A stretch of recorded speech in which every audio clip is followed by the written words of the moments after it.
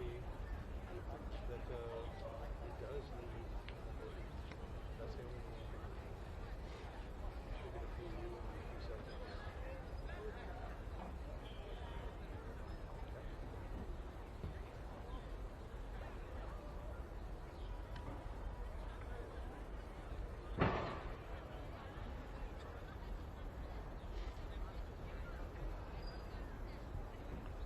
All of that security there, it should light up that button by this time.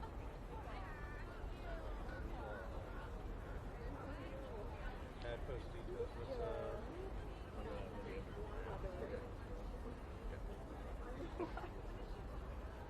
Vital required. Okay, for some reason it needs something there.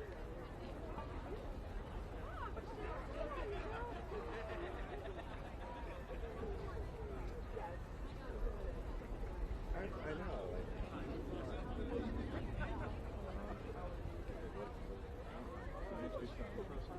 Yeah, Facebook is adding a lot of transactions. So maybe that's what's taking it.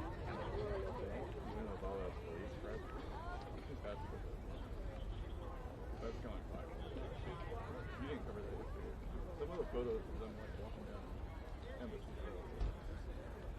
It's like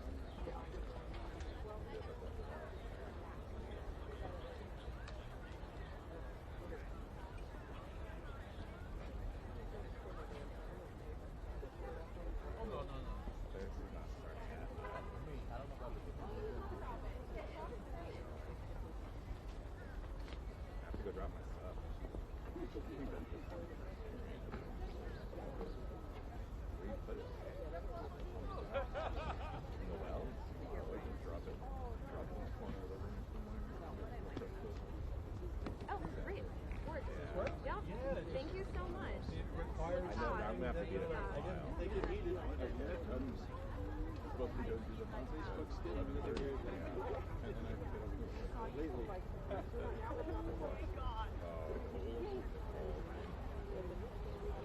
But yeah, now the button's ready. I thought it was going to be It's the only way I really solve problems is I keep pressing buttons until something works. You know, it's got me far. so far it's better.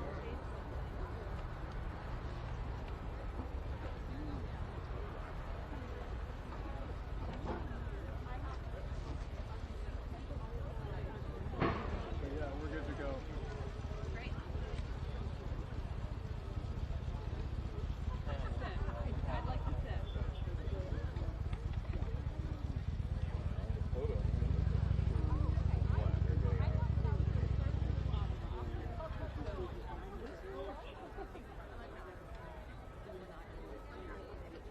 Okay, cool. Yeah, you got the bell button ready. Awesome. Yes.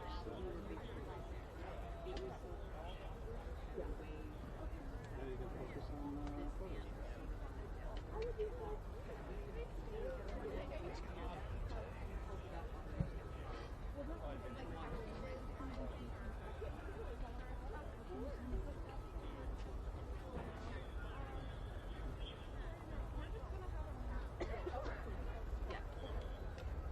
I will.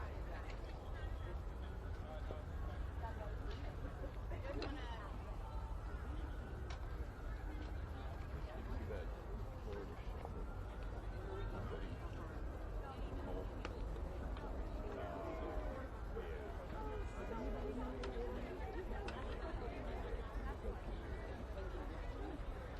I saw, yeah. Miami Girls got one. Really? You did. It's them, right?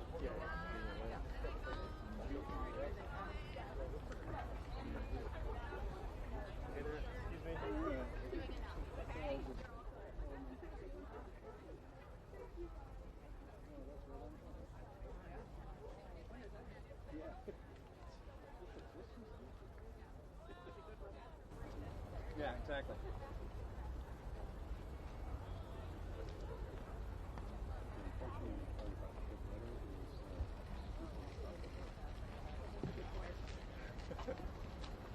That's okay.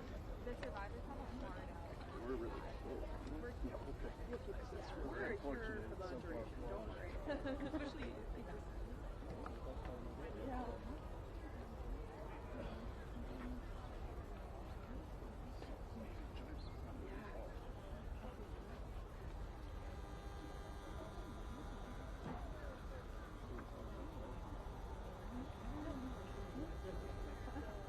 I haven't seen that kind of setup since I was taking photo classes in college. Oh, yeah.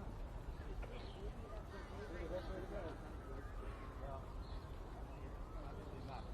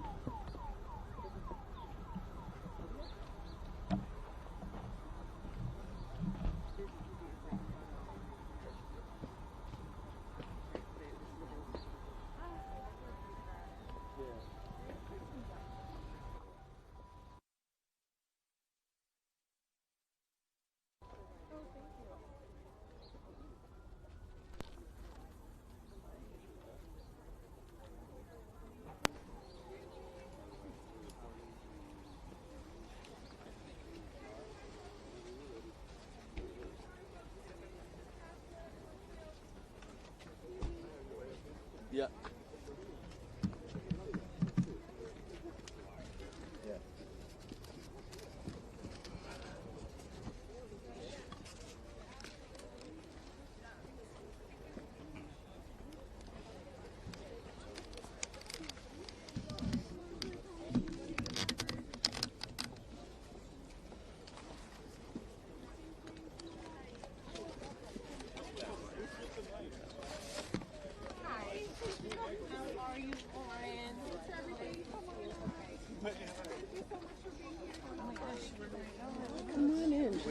Squeeze in. I just want to make sure we're all no, it's very nice to meet you, by the way. So Yes. Thank you. No, thank you guys for everything. Keeping our voice alive. Yeah. So we can stand over here. Just come over here. We can divide up a little bit. Hey. Survivors, up here.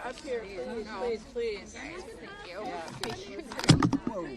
Sorry. Can you put back on? Can I stand with my survivor?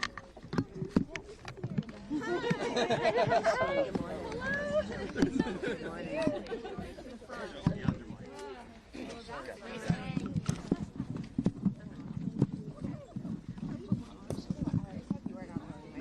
On repeat whenever we're together. I'm like, yeah, I know, like that's gonna be my whole minute of just like, okay, Danny, what's wrong with you?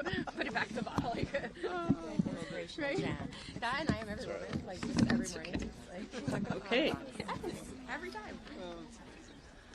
Good morning, everybody. Good morning. Thank you all so much for being here, especially to the incredibly brave survivors who have time and time again stood up to demand accountability.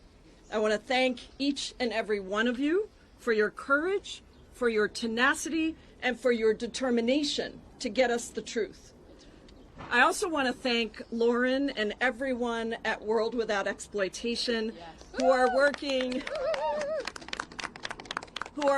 so tirelessly to create change and end human trafficking and sexual exploitation. And I want to thank my colleagues on both sides of the aisle who are here with us today: Nancy Mace, Sydney Kamlager-Dove, Becca Ballant, Grace Meng, who am I missing? Adelita. Melanie Stansberry, Adelita Grijalva, who got us to 218 on the discharge petition, and all the others that I know are in spirit with us here. I'm so proud to be on the executive board of the Democratic Women's Caucus, which is hosting this press conference today and has been at the center of the push for justice. Our amazing chairwoman, Teresa Ledger Fernandez, is at a Rules Committee meeting, so she's unable to be with us in person, but she is certainly here in spirit. Yesterday, I spent several hours at the Department of Justice looking through the unredacted files and reading the absolutely horrific and depraved messages that went back and forth between rich and powerful people in every sphere of influence. These people are at the top of governments, academic institutions, billionaires at giant corporations, cabinet secretaries, and the callous depravity of their messages showed that they absolutely believed that they were above the law, above morals, absolutely immune to any societal norms. They joked in these emails about pedophiles, about horrific sexual acts with young girls, about creating spaces, entire islands even, where they could do anything they wanted and get away with it because of their wealth, their power, and their connections. This was a massive global sex trafficking ring with thousands of victims that we know of and thousands more that we probably don't. So when DOJ says that there is nothing to investigate, we, the American people, must rise up. We must allow the courage and the determination of the survivors who have spoken out at great risk to themselves to push us to never give up until every single one of these predators and pedophiles and predator protectors is brought to justice. It is the voices of the survivors ringing through in the darkness of all of this horror that has gotten us this far. And in speaking to so many of them myself, I know that this effort is not just for them. They're not doing this just for them. They're doing it for their girls, for their children, for other people who have been affected, to all the survivors of sexual assault everywhere across the world who are watching to see if we can get accountability right here in the United States of America. Many rich and powerful people thought over the decades that they got away with this. They definitely did. You can see it in the emails. But as Lauren said to me the other day, the earth is shaking because every single one of them now is becoming known. And around the world, princes, ambassadors, even prime ministers are being brought down for their participation in this global sex trafficking ring. And here in America, that needs to happen too. And until it does, we are here to say we will not stop.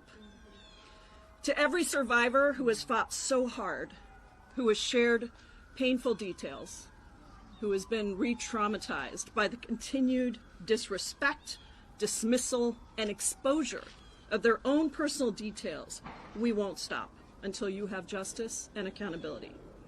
I'm going straight from here to the Judiciary Committee as our Representative Kamlager-Dove, Representative Ballant, where we will have Attorney General Bondi before us. I intend to get real answers on why the DOJ is not pursuing further action and to get survivors the attention and the answers that they deserve. This is just the beginning of our journey for justice, led by very powerful women who are using their voices and their power to, yes, shake the earth of its depravity and to demand accountability.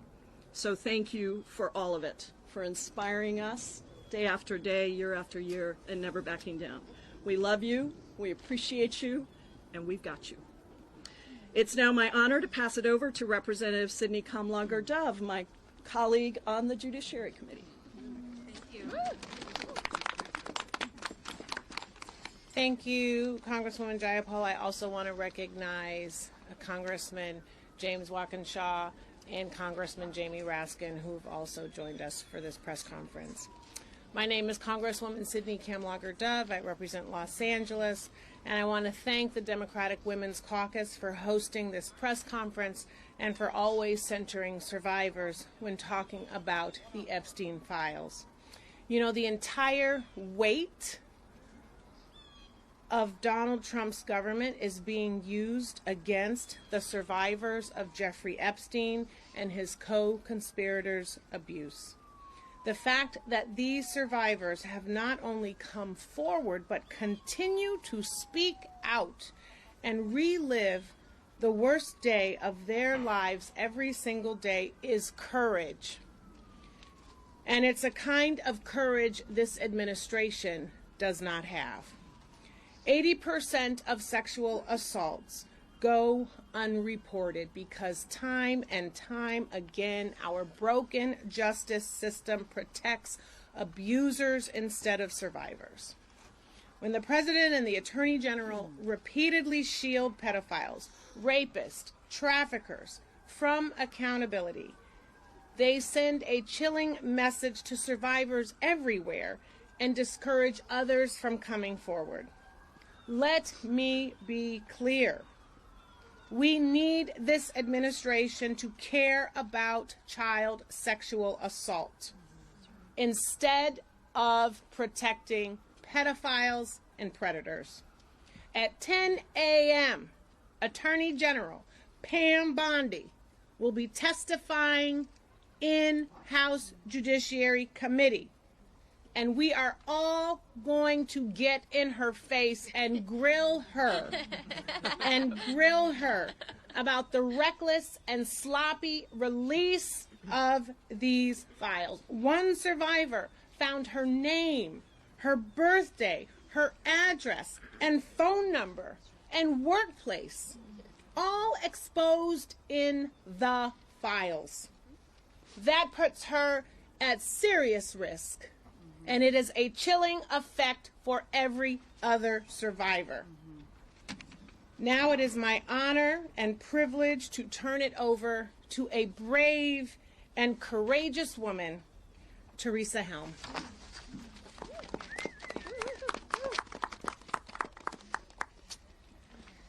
Hi, good morning. Here we are again. And for what it's worth, we're not going anywhere. And while it might seem that we're in the middle of the road of this, actually in many ways this is just beginning. I stand here in support for all of these women here beside me, all of the women across this nation, for my own children, for myself, for every one of you out there in this audience looking at us right now, this is Survivor. This nation is full of survivors. We're going to stand and we're going to fight And we're not going to stop because that's the right thing to do. We stand here also with the support, and we pray that there's nonpartisan support of Virginia's law that has just been introduced. This is one of the most important monumental steps for survivors, and the world is still watching. No one's turning away from this. It affects every single person here. It affects every single person in this administration. They have wives, daughters, grandchildren. Every single person. This is not an issue that's going away. And we're not going to stop. And I feel that this is a real, today and beyond, a real demonstration of integrity. And as my dad, who was a very, very smart man, used to say to me, Dr. James Helm, the proof is in the pudding. So we're going to find out. Thank you.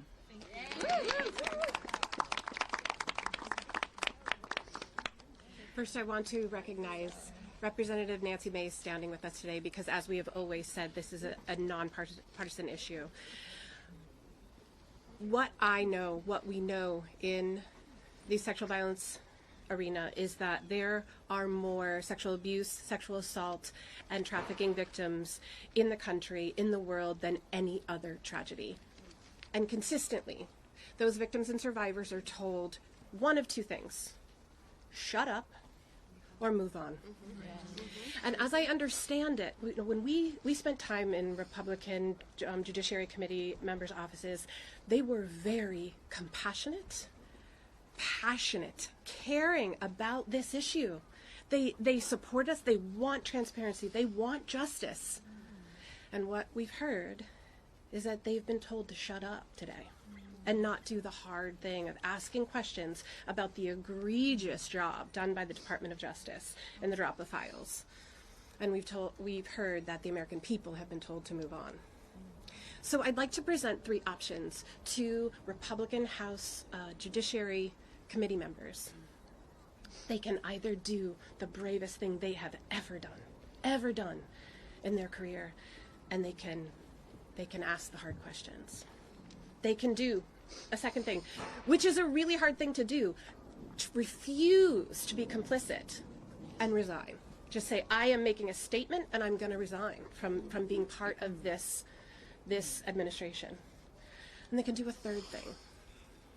They can yield 1 minute of their time to Thomas Massie, who happens to be a real bulldog in this issue, and let him speak for them. That way they are able to hold their position of leadership, but make a stand showing their constituents, who are all victims and survivors too, that they believe in us. So today my question is, those on the Judiciary Committee, the Republicans, are you going to have courage or are you going to be complicit? Thank you. Good morning. My name is Laura Bloom McGee. I am a survivor who stands before you to not ask you for pity, but demanding justice. Speaking my truth was born of courage. I stand here for every little boy and girl that is afraid to speak up after the unthinkable. That courage should never cost us our safety, our privacy, or our right to heal. Our current system does the opposite. The people who have harmed us, they are hidden, while survivors have been exposed. Abusers' names and contact information is redacted, while our faces and stories are left on full display. This is not protection. This is betrayal. It hands power back to the abuser and further strips survivors of our dignity. Even worse, leads that could uncover broader wrongdoing are being ignored. Documents that point to co-conspirators are still unexamined. Truth, integrity, and the pursuit of justice should be non-negotiable, and we will no longer negotiate with people or institutions that fail us. Thank you. Hi everyone, I'm Danny Bensky, and I am an Epstein Maxwell survivor from 2004 to 2005. The last time I was in DC, I asked everyone to close their eyes and think of a teenager that was close to you. I asked you to make it personal. Thinking of your child, your sibling, your mother, or you even at an early age. I asked you to visualize that teenager at the door of Jeffrey Epstein's mansion, and I asked you if you would let them enter. Well, now I want you to visualize something else. I want you to think of that same 14 to 18-year-old. I want you to imagine that they've since grown up, and one day you find their name and all of their identifying information in the Epstein files alongside intimate, horrific details about their lives, sexual abuse, and trafficking. You look further, and maybe you even find a nude picture. You try to understand who could be responsible for these crimes, or try to find who's responsible for the crimes themselves, only to find that the perpetrators' names have all been redacted. As you read on and take in all the heinous acts, you begin to see how the system repeatedly failed. Realizing that it was hard enough to endure the abuse, you begin to understand the endless re-traumatization. This time, it isn't a monster pedophile who is doing the exploiting, but our very own government. I dare to say that everyone knows a survivor of assault or abuse. My ask is that you keep this personal. We are not here as political figures. We are only human. Our only agenda is accountability.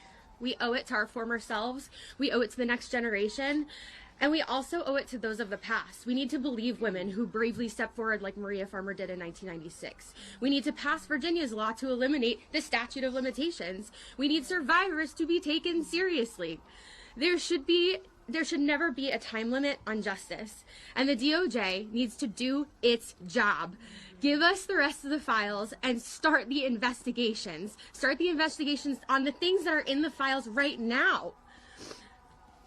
During my time with Jeffrey, I was always amazed that he could make you feel so special, like you were the only one in the room, and then treat you like an absolute piece of trash and throw you away. We will not be silenced and thrown away this time. Thank you.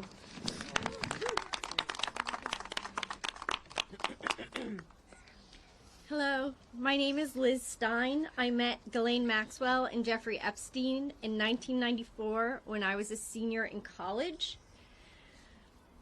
For us, this is not about politics. This is about people in power and vulnerable girls and young women. A partial release of these files by the DOJ, riddled with improper redactions that expose the vulnerable and shield the powerful from accountability, is not justice. It is injustice. As victims of this crime and citizens of this country, we will not stand for it, and neither should you. This is no longer about us. This is about survivors of sexual abuse everywhere. They are watching us. And if you think that this does not affect you, 1 in 4 women in our country have been touched by this issue. It affects all of us. We are being watched, not only as survivors, but as advocates for those who cannot use their own voice to speak up. We, as a nation, have an opportunity to send a strong message that we will not protect people who victimize children, that we will stand up for what is right, despite what our politics are, that we will cross the aisle, and that we will stand behind survivors for justice. We keep hearing our press secretary and our Department of Justice and other government officials saying they're moving on from this. I wish that we could. I met Epstein and Maxwell when I was 21 years old. I'm nearly 53 now. We cannot move on as survivors of this crime and as citizens of this nation without changing this narrative. So I ask you all to stand behind us and demand accountability for our government, because we certainly are going to.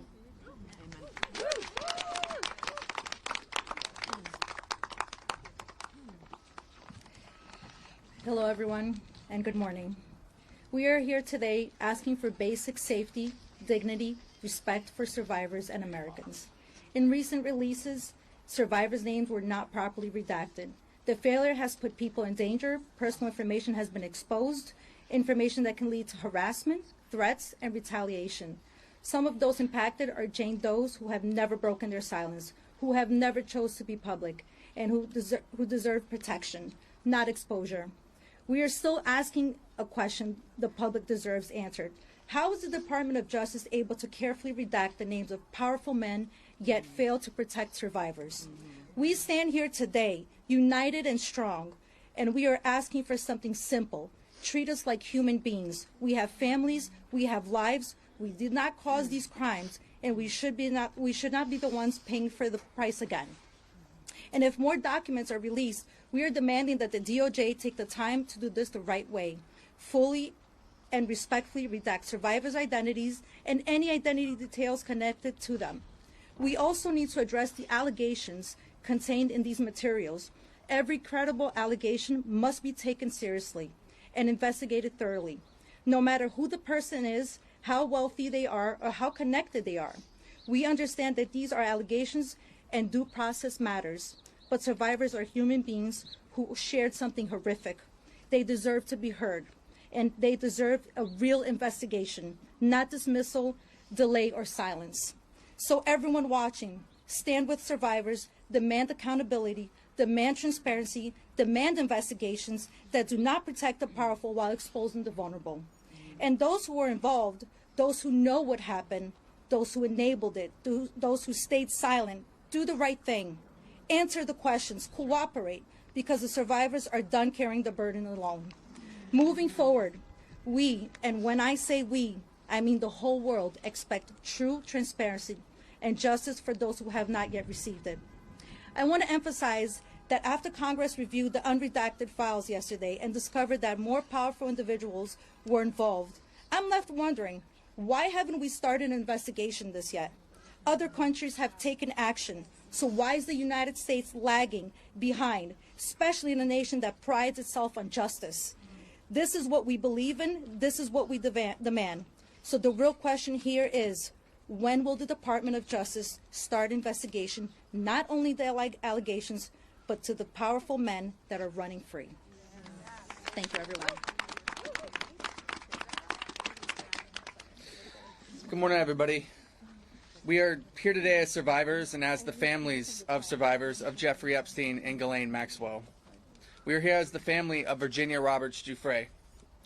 My name is Sky Roberts, and I am the brother of Virginia Roberts Giuffre. Pam, I have a clear and simple message for you. The way this administration, and you specifically, have handled survivors has been nothing short of a failure. I have a message from Annie Farmer. She's not here today, but I love her to death. Believe that. And she said, Pam, do your job. Do your job, Pam. And I feel that.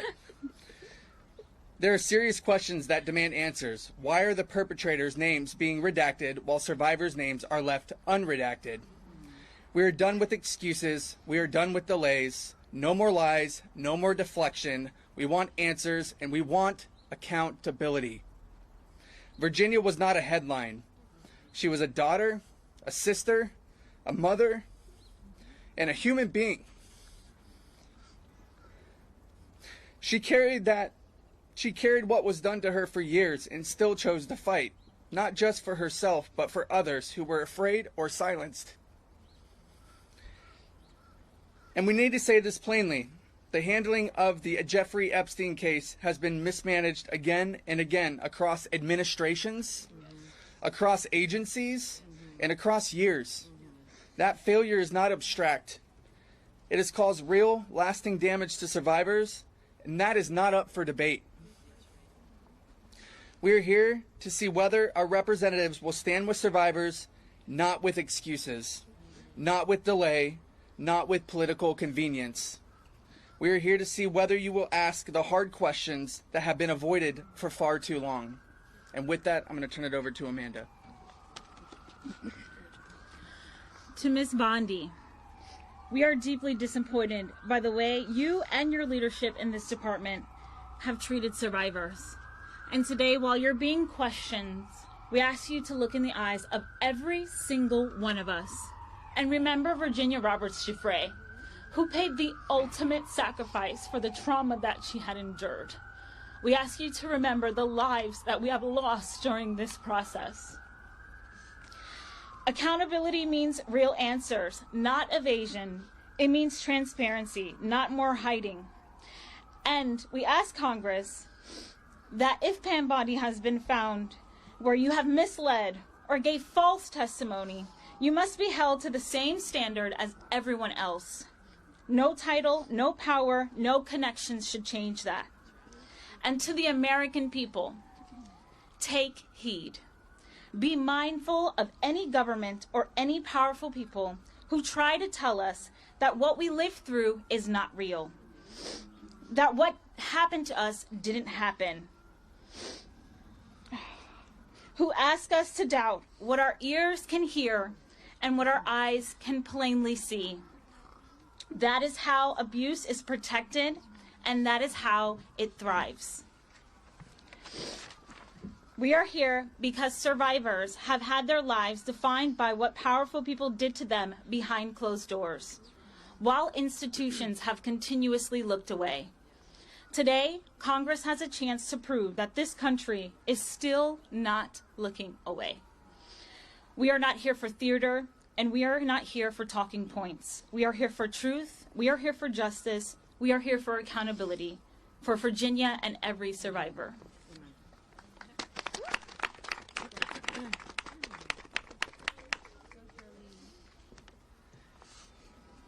Hi, my name is Charlene Rochard, and last year I stood here as a survivor demanding the release of the Epstein files.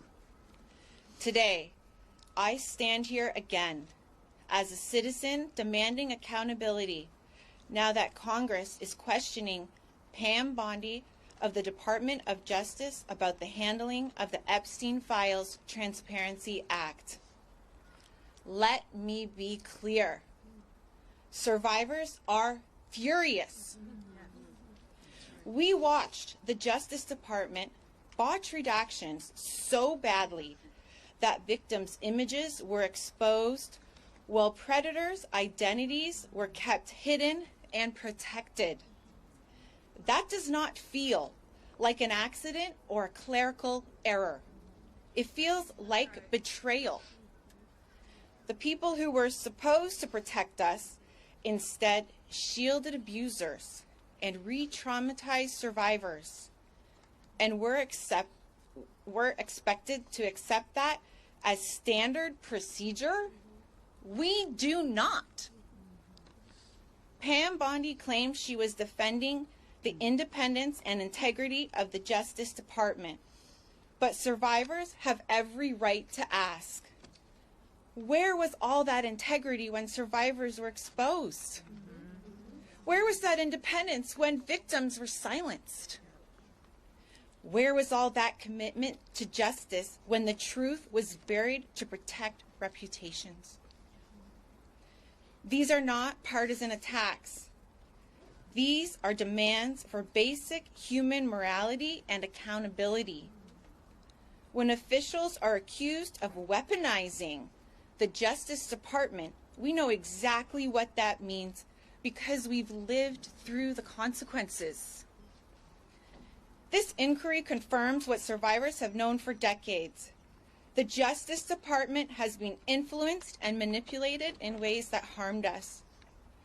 We are told to wait for transparency, to trust a system that already failed us, to accept redactions that protect the powerful and expose the powerless.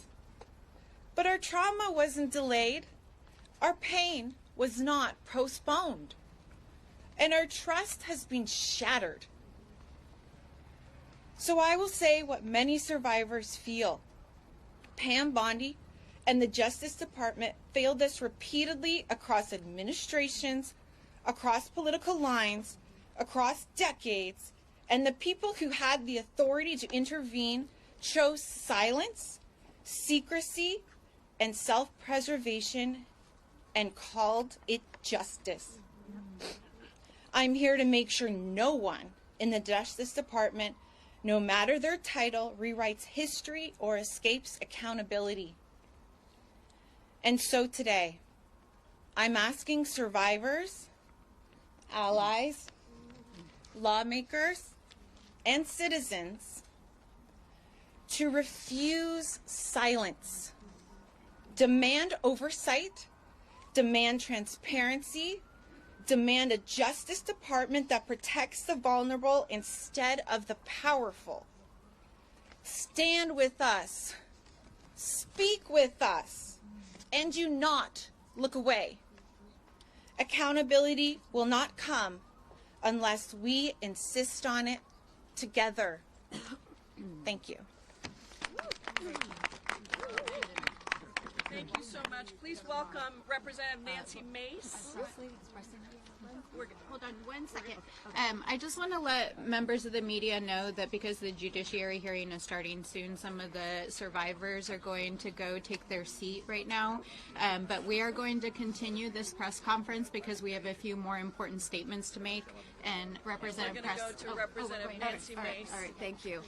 Good morning. For thousands of years, women have been considered second-class citizens. Back to the book of Genesis, chapter 24, when Dinah was raped by a prince, they tried to negotiate a deal to sweep it under the rug until her brothers took up swords. And today, the Epstein survivors who are here, advocating on their behalf, want America and the world to know they are no longer second-class citizens. And women in this country should never be treated like second-class citizens. And their stories are truth. Their stories are real. They're vulnerable. It is traumatic, and it is lifelong trauma for each and every one of them. I have lost all faith in the justice system today, but I have not lost faith in the stories of the survivors of Jeffrey Epstein and Ghislaine Maxwell. And I want the survivors to know that the world is watching. And we must show them what we're made of. We're made of the courage of the Epstein survivors. We're made of the bravery of the Epstein survivors. We're made of the truth of the Epstein survivors. And we're here today to demand justice for the Epstein survivors. Because their stories are our stories. There are judges all across the country, all across the United States of America, who are revealing the names and the identities and the residence, the addresses, the contact information of rape victims everywhere. Rape victims who come forward and name names are sued by their rapists. This is happening not just to them, but to women everywhere. In my case, I went to the law enforcement over 2 years ago. Evidence on a silver platter. Today, not a single person arrested, not a single person in jail. And so the days of the cover-up are over, and I am begging the media, don't make this partisan. This is about the victims. And this will go down, the Epstein saga and Maxwell, this will go down as one of the greatest cover-ups in American history. And I'm going to stand with the Epstein survivors until my last breath to ensure that the rich and powerful do not get away with this. Because America's system is a two-tiered system of justice. There's one for the rich and powerful, and there's one for the rest of us. And those days are over, and I want the rich and powerful, the princes, the princesses, the prime ministers, the former presidents to know your days are numbered. Thank you, and God bless each and every one of you.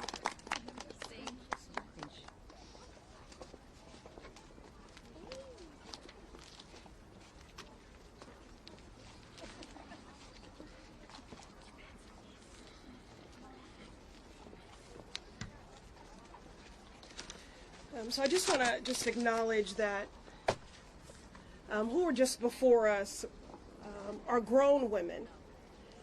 But it's not hard for me when I look at them to see a 17-year-old, a 16-year-old, a 15-year-old, a 14-year-old, a 12-year-old, a 9-year-old. We're talking about children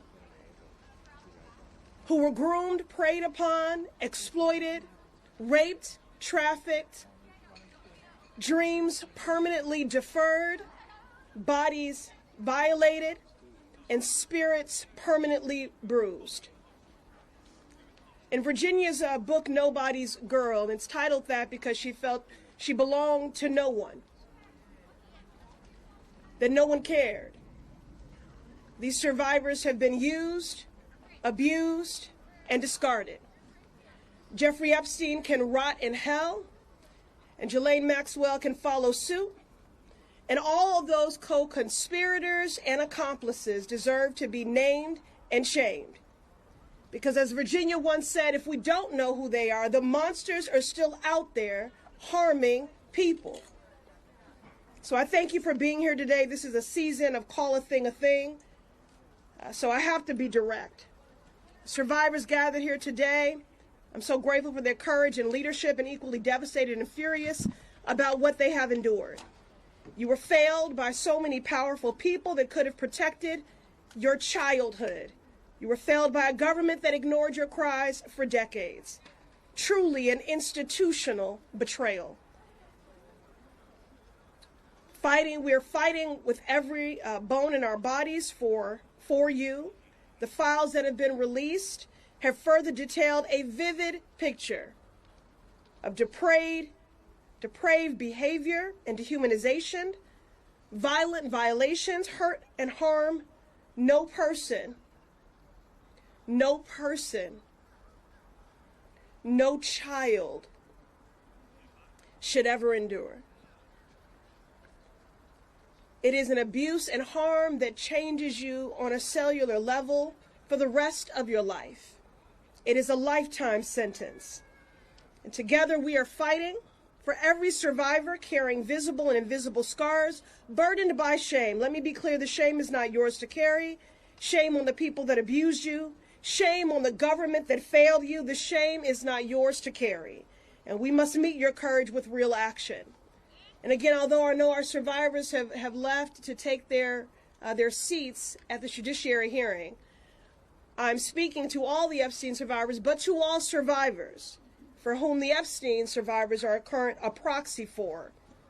This moment requires that we meet their courage with real action. These powerful abusers have been protected by institutions that are more concerned with the wealthy and well-connected than centering survivors. The Department of Justice must continue to release files, and they must correct course as we've demanded from the beginning. The identities of survivors in these files must be redacted and protected. And this can't end with the release of the files. We must see thorough investigations followed by swift accountability for all that enabled and incited this abuse. Words are important, but actions are what matter now. And that's why we will not yield. Thank you for being here today, and our work continues. Good morning, everyone. I am Congresswoman Melanie Stansbury, and I am so proud to represent New Mexico's 1st Congressional District and to stand with the survivors and to be joined by my colleagues from the Oversight, Judiciary, and other committees of jurisdiction in this case. While the survivors have left to attend the Pam Bondi hearing that starts in just a few moments, we will stay for a few extra moments to answer questions of the press. You see behind me members of the Oversight Committee that have been engaged in a months-long bipartisan investigation in the Epstein case. Let me begin by saying one thing. Believe the survivors. That's right. We are being asked every single day to name names. They have named the names. They are in the files. Believe the survivors. Believe your eyes. Believe what you are reading. They have named the names, and for the last 20 years, justice has not been served here in these United States. That's right. 20 years ago, in 2007, the U.S. Department of Justice and the FBI drew up a 56-page indictment that included 32 counts of federal crimes against Jeffrey Epstein and his co-conspirators, and 1 year later dropped the case. In the years that ensued, hundreds and potentially thousands of additional victims of sexual violence were allowed to happen because the United States government failed to act.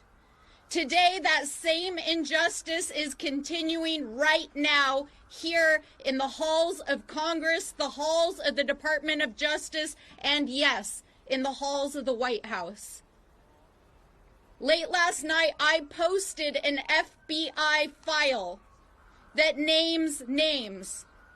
That is the FBI's file. Those are the names of rich and powerful people, including presidents, that the FBI itself was tracking in the Epstein investigation. That is based on victims naming names. So believe the victims. Believe your eyes. The names have been named. They are in the public domain. They are in the files. And we will tell you unequivocally, we will keep naming names. While we do, as members of Congress, have access to these unredacted files, let us be clear, the law is clear that these files should never have been redacted the way that they are currently. It is very clear that the United States government is involved in an active cover-up and protecting the allies of the President and the Department of Justice, and that active members of this administration have lied under oath to the American people and to this Congress, and we will hold you accountable. Now, it has already been stated multiple times this morning that governments across the world are acting. Governments across the world are demanding accountability. People are rising up. Survivors are coming forward. People are naming names, and names are being taken down. Yet here in the United States, the injustice that has spanned now 2 decades is continuing because of an active cover-up by the president himself. So what we ask all of you, the American people, members of the press, the eyes of the world who are watching us here in the United States, believe the survivors. Yes. Have courage. Do the right thing, because the survivors have already had the courage to say those names over and over again, and they have more courage and guts than half of the people in the buildings behind us and most of the people in this town. But we want you to know that we will not let this injustice stand. We will stand here every day with the survivors. We will not stop. We will look through every file. We will follow every lead, and justice will be served. And to every survivor out there, here in the United States and across the world, the millions of survivors, girls, women, boys, people who are watching, we know the eyes of the world are on us. We stand with you. We are fighting for you. You are not alone. And whether you have come forward or not, we want you to know that we are fighting for you. We see you, and we will fight for justice. That's right. And so with that, we will open it up for questions. And some of us are going to head over to the Judiciary Committee, where Pam Bondi has to answer some very serious questions. Do we have any questions from the press? Yes. Several members of the British political class have lost their positions, as you've mentioned, as a result of being associated with the Epstein files. Do you think that people in the Trump administration, like Secretary Lutnick, should lose their job as a result of misrepresenting their relationship with Epstein? Absolutely. It is very clear that Howard Lutnick lied to the American people about the nature of his relationship, and that he repetitively lied, including potentially perjuring himself yesterday right behind me in the United States Senate. We have the files. We know the nature of the relationship. We know that there are multiple witnesses who shared information with the FBI about Howard Lutnick's relationship with Jeffrey Epstein. It's time for him to stand down. What message does it send about our country to our kids when people in Europe are being held accountable, but people in the United States are not being held accountable for the same exact situation? So we have to hold people in this administration accountable, no matter how powerful they are. Yeah. Can I ask Emily? And this is Suhas Subramanian from Virginia. Over time, we've heard more about the involvement of the man formerly known as Prince Andrew. We've had statements from Buckingham Palace and from William and Kate saying their thoughts are with the victims. I just wonder what your thoughts are. Jeffrey Epstein was a man who was invited to the palace. He was the Balmoral estate, the royal estate. He was a man who was in the midst of the royal family. What would you say to King Charles with regard to what he should do as the head of the royal household? Should he get involved? Should he publicly answer questions? What action would you like to see? Well, I'm humbled that you would ask a mere citizen congresswoman from New Mexico to comment on what is happening with the royal family. But let me just say this generally. When you examine what the FBI and the United States investigated of Jeffrey Epstein for more than a decade, it is very clear that his crimes included not just sex trafficking, but international money laundering, potential influence peddling of state secrets to foreign governments. We still don't understand the nature of his intelligence work, and it is not only a stain on the reputation of all world leaders that there are leaders that were in association with Epstein and his sexual crimes, but it's also a national security risk. And I think that what has unfolded in the UK over the last couple of weeks is that Jeffrey Epstein was a national security risk to the UK, and it's important that the individuals who may have either intentionally or inadvertently shared information be held accountable. Yeah, I think in terms of King Charles, I mean, the family's reputation is on the line right now. And so I hope they do the right thing by letting authorities hold Andrew accountable for anything he did. I still want to continue to see if Andrew will come and testify before our committee. But certainly the victims have said that justice has many forms, and one of them is the reputations and titles and power of many of these people who were involved in these crimes. And so their reputation is on the line right now. Is that a question that you have, given that Epstein was in amongst the royal family via Andrew for so long? Is that a question that you have, perhaps? Did the wider royal family know more than we know? No more than they're letting on? It's hard for me to say. I think that's why we want all the documents to know exactly what evidence there is of any sort of knowledge of the crimes. And I think especially when you have a peek behind the redactions and some of the email correspondence, Jeffrey Epstein had a vast network of leaders, businessmen, others that he was involved with globally.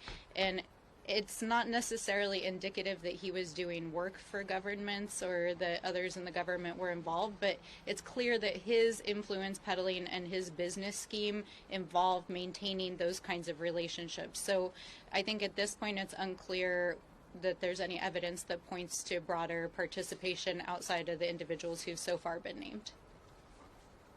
Are there other questions? Yes, go ahead.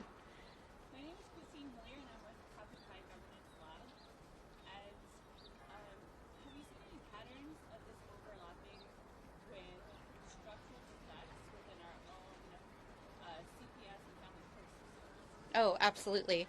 I think one of the things that we met extensively, a number of members and survivors yesterday, to talk about what comes next.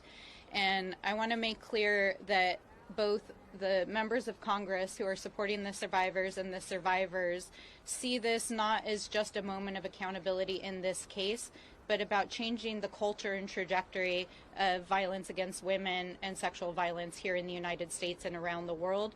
And it's very clear that our justice system is not a trauma-informed justice system. The way in which the justice system is not only covering up the case now, but re-traumatizing and putting victims at risk is a part of the problem. But there are many laws that need to be changed. In addition to the bill that was introduced yesterday by Congresswoman Ledger Fernandez, there's a whole slate of legislation around violence and sexual violence around women, dealing with state statutes around the statute of limitations on these issues, and building a system that not only believes survivors but supports them. And so part of our goal over the coming months is going to be to lift up survivor stories, at more length so that they can tell their stories, so that young women especially and vulnerable people know what it looks like so they can help protect themselves, and so that we can change the laws to protect survivors in a better way. Yeah, go ahead. Okay, so I'm an engineer, and so I have a history of working for the U.S. Air Force and the Department of Defense as a GS-12 trained to be a GS-14. So my question is that nuclear systems and aircraft systems have minimum safety requirements for those technologies. They have automatic interlock, like safety interlocks. Do you consider the operating system of the government operating system, and if so, where are our minimum safety standards, like NIST and ISO? My son, just to add, was trapped in a structural defect after a major opium data breach in 2015, where my high-level security clearance was compromised. And since then, my identity has been burned by paperwork and structural defects across the nation and internationally. So I have been endlessly abducted, by our own government, repeatedly, across the United Kingdom, and then across the U.S., Nevada, Colorado. Would it be okay if we can talk to you a little bit more offline about your case? But I'll just say, yeah, I'll just say this. No, it's a political system.